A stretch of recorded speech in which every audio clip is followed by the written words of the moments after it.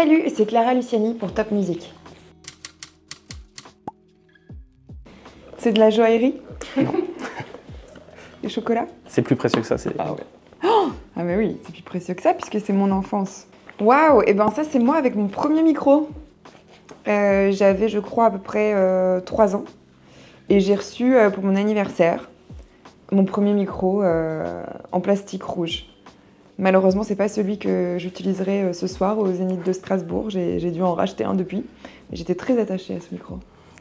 Donc tu avais déjà un lien avec la musique, justement. Quel lien tu avais à 3 ans avec le monde de la musique? Quel goût tu avais déjà pour cet art? Bah, c'est dur de te dire ça. J'ai pas de souvenirs vraiment précis de cet âge-là, pour être honnête. Je crois que mes premiers souvenirs sont un peu plus tardifs que ça. Mais de ce que m'a dit ma mère, mon père, j'étais très fan d'une chanson de Jacques Dutronc qui s'appelait Les Cactus et dont le refrain fait aïe aïe aïe, ouille. Et je passais ma vie à tourner dans la maison en chantant aïe aïe aïe, ouille. Et t'as un de tes meilleurs souvenirs de cette période d'enfance? Peut-être le jour où mon grand-père m'a donné un billet de 100 francs. Oui, je sais, je parle en francs.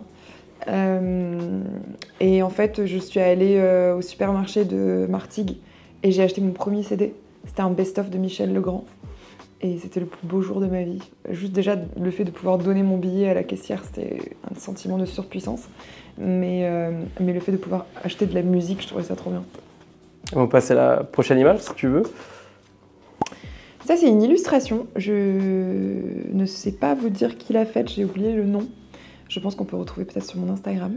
Mais je l'avais trouvée trop jolie, avec effectivement des grenades à la place des seins, en référence à ma chanson La Grenade. Cette chanson qui est un de tes plus gros tubes, ton plus gros tube. Ouais. Comment il s'est créé ce titre, dans quelles conditions? En fait, il s'est créé un peu en 2 temps parce que j'avais un début de chanson, j'avais 2 débuts de chanson et je savais pas trop quoi en faire. Et en fait, je suis allée voir mon ami Sage avec qui j'ai fait tous mes albums. Et il m'a dit, tu devrais essayer de mettre tes 2 débuts de chansons ensemble.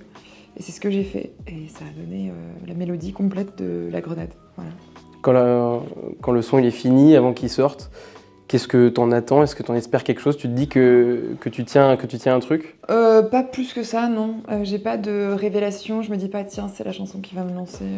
Non, j'aime mes chansons toutes les unes autant que les autres. J'ai pas de préférence et j'ai pas d'évidence, quoi. C'est vraiment mon équipe, les gens qui travaillent autour de moi qui peuvent me dire, voilà, cette chanson-là elle a l'air plus forte qu'une autre. Moi, c'est mes enfants, quoi. Je les aime également. Et comment tu vis alors l'explosion de ce titre?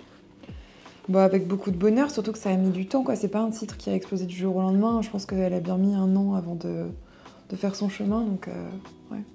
Ça récompense un peu aussi le chemin parcouru, toute cette aventure artistique? Ouais, totalement. C'était une très belle récompense de l'entendre à la radio et de voir que les gens se l'appropriaient. La première fois qu'on s'entend à la radio, ça doit faire quelque chose quand même. Ça fait tout drôle, ouais. Ouais, j'étais super fière de moi. Et je suis toujours super fière dès que j'entends un titre à la radio ou que... Enfin, je m'habitue pas à ça, quoi. Je ne trouverai jamais ça banal. Et puis là, tu pouvais acheter ta propre musique. Ça, c'est encore plus fou. Oui, je l'ai pas fait. On peut passer à la prochaine image. La prochaine image, c'est une jeune femme qui tient donc un panneau « Prends garde, sous mon sein la grenade ». Je pense que c'était à l'occasion d'une manif peut-être du 8 mars.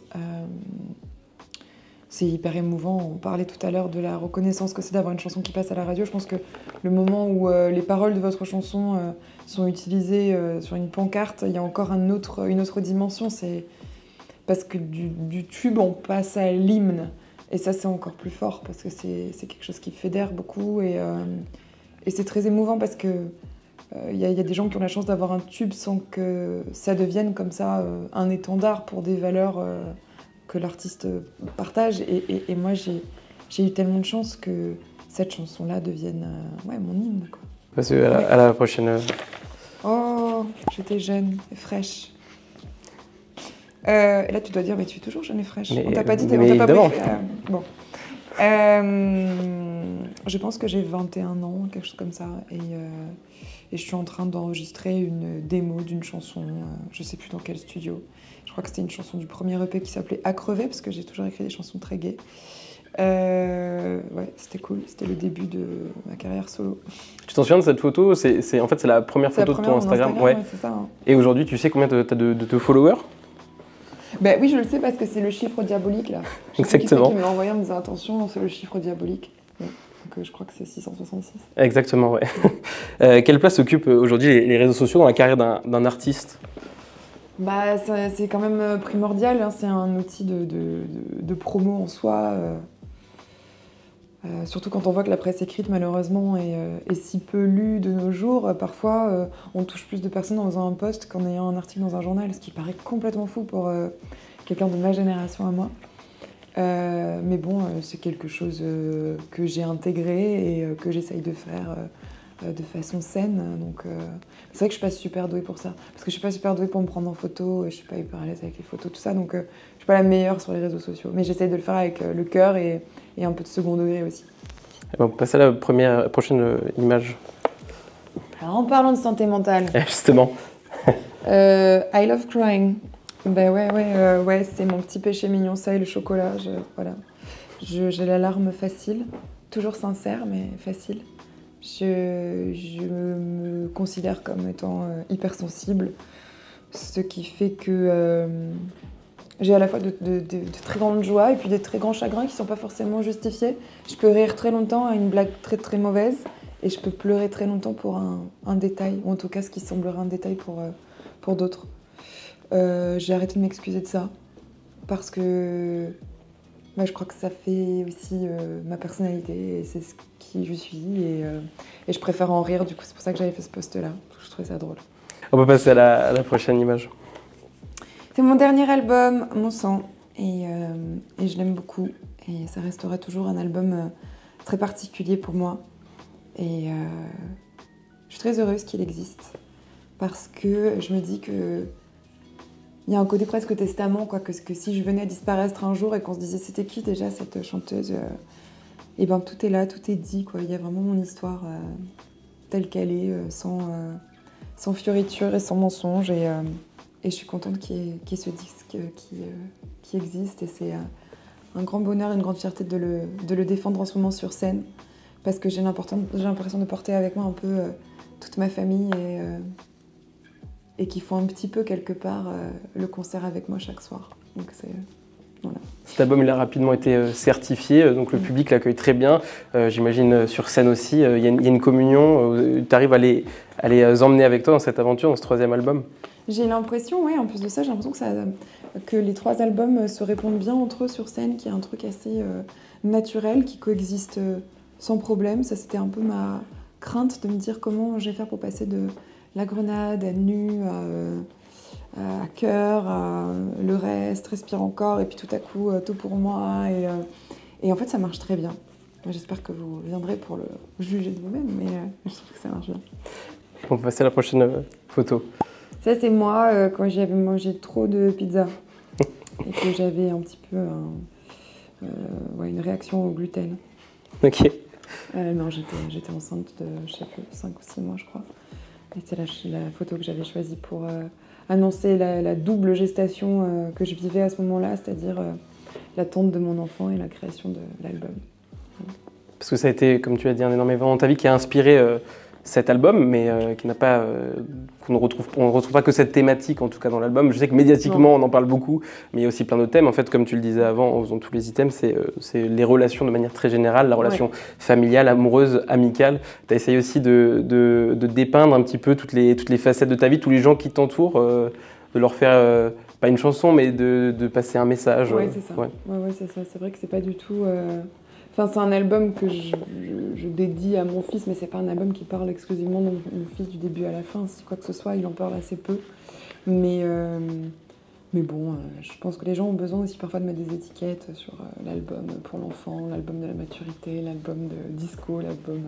et ça fait partie du jeu, c'est pas très grave. Mais pour les curieux, c'est vrai qu'il y a beaucoup de chansons à écouter sur ce disque qui n'ont absolument rien à voir avec ça. Et voilà, c'est à découvrir. Et on passe à la prochaine photo. Donc cette photo, c'est une de tes tenues qu'on retrouve sur scène. Des tenues qui sont toutes incroyables, autant couleurs. C'est une manière de célébrer la vie aussi, ces tenues. Oui, et puis c'était un... Bon là, c'est pendant la tournée de Cœur, donc l'idée c'était vraiment de coller avec l'univers disco et dansant de cet album-là. Le bleu qui revient parce que c'était l'album bleu, quoi, en quelque sorte. Aujourd'hui, c'est un petit peu plus rock, j'ai du cuir, des perles, c'est encore autre chose. Et j'aime bien l'idée de me réinventer un petit peu sur chaque disque, quoi. Et j'aime bien l'idée qu'il y ait un peu un uniforme à chaque album et pour chaque période. Et justement, cette troisième tournée, elle tranche un peu par rapport à la précédente. Comme tu as dit, on trouve un truc un peu plus rock, un peu plus cuir. Tu avais aussi cette envie d'aller t'éclater sur scène, rock, la musique, la guitare électrique. Ouais, bah c'est surtout que c'est de là où je viens aussi. C'est vraiment mes premières amours. Donc c'est un peu un retour aussi à mes premières scènes. Et je retrouve ma guitare avec laquelle je joue depuis mon tout premier concert. Et voilà, j'aimais bien cette idée de retour aux sources. Tu as déclaré sur les réseaux, tu as fait une petite phrase pour dire un immense merci pour cette vie rêvée. Je me suis jamais autant amusé sur scène et je me suis jamais senti aussi libre. Est-ce que c'est ça aussi la richesse d'un troisième album, de vibrer à fond pour soi et pour le public? Ouais, je crois qu'il y a quelque chose de cet ordre-là. Puis il y a le fait de, je sais pas, d'avancer dans la vie aussi. Je crois que je suis plus en paix avec moi-même et que, je sais pas, j'ai envie d'être vraiment sincère par rapport à qui je suis. Et je trouve qu'il y a une certaine démarche aussi sur scène où j'ai un peu arrêté de m'excuser d'être là et je suis à 1000% dans le concert et dans le kiff. Et on peut passer à la dernière photo. On a fait un petit tour dans tes souvenirs. Que peut-on te souhaiter pour le futur? Que le rêve continue. Je crois qu'on peut me souhaiter que ça puisque je vis un rêve éveillé en ayant la carrière que j'ai et en jouant devant tant de monde chaque soir. Donc tout simplement que ça s'arrête pas. Je crois que je rêve pas plus grand que ça. Mais j'aimerais juste que ma vie ressemble à ça le plus longtemps possible. Voilà. Merci beaucoup. Merci.